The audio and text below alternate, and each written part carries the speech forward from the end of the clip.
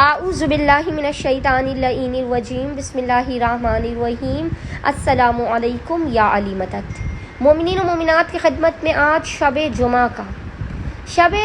کا بے انتہا مجرب ترین وظیفہ عمل، تعویذ قلب حسین، بی بی سکینہ بنت الحسین اور ابا عبداللہ الحسین علیہ السلام کی بارگاہ سے لے کر آئے ہیں۔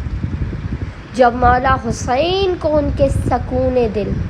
ان کے قرار دل بی بی سکینہ کے حق کا واسطہ دے کر کوئی بندہ مومن یا مومنہ اس طرح سے متوسل ہو، اس طرح سے استغاثہ کرے، تو ابا عبداللہ الحسین علیہ السلام اس بندہ مومن کی مدد کے لیے خود آتے ہیں۔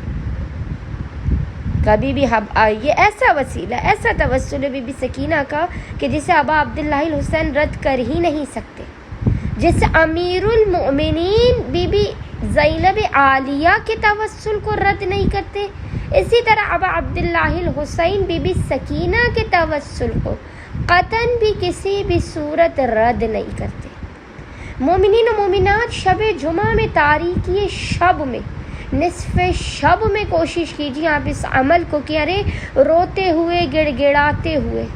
ابا عبداللہ الحسین علیہ السلام کو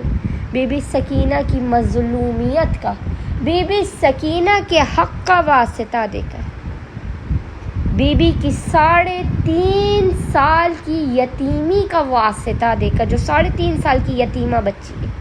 اس کی یتیمی کا واسطہ دے کر، اس کے نیلے رخساروں کا واسطہ دے کر، جلے ہوئے دامن کا، کٹے ہوئے کانوں کا واسطہ دے کر آپ نے مولا حسین کی بارگاہ میں متوسل ہونا۔ بس مومنین و مومنات نے کرنا یہ کہ شب جمعہ میں نصف شب کے وقت آپ نے خصوصی طور پر باوضو ہونا ہے، اپنی حاجتوں کو ذہن میں رکھتے ہوئے۔ پھر آپ نے 2 رکعت نماز حاجت پڑھنی ہے مثل نماز فجر کے۔ اس کے بعد آپ نے قبلہ رخ بیٹھ کر دعائے توسل پڑھنی ہے، اور جب آپ دعائے توسل میں ابا عبداللہ الحسین سے متوسل ہوتے، اس مقام پر آپ نے 40 مرتبہ ابا عبداللہ الحسین سے متوسل ہونا ہے، اور 40 مرتبہ اس ذکر کو پڑھنے کے بعد جو آپ کو اسکرین پر بھی لکھا ہوا نظر آ رہا ہوگا، ابا عبداللہ الحسین سے متوسل ہونے کے بعد سجدے میں پیشانی کو رکھ کر حسین ابن علی کو، بی بی سکینہ کو ان کے سکون دل و قرار دل، اطمینان دل کا واسطہ دے کر اپنی حاجات کو طلب کرنا ہے، مسائل کے خاتمے کی دعائیں کرنی ہے، اور پھر آپ نے پیشانی کو سجدگاہ سے اٹھا کر دعائے توسل کو مکمل کرنا ہے، اس کی پوری مکمل تلاوت کرنی ہے، اور پھر 4 معصومین کو آخر میں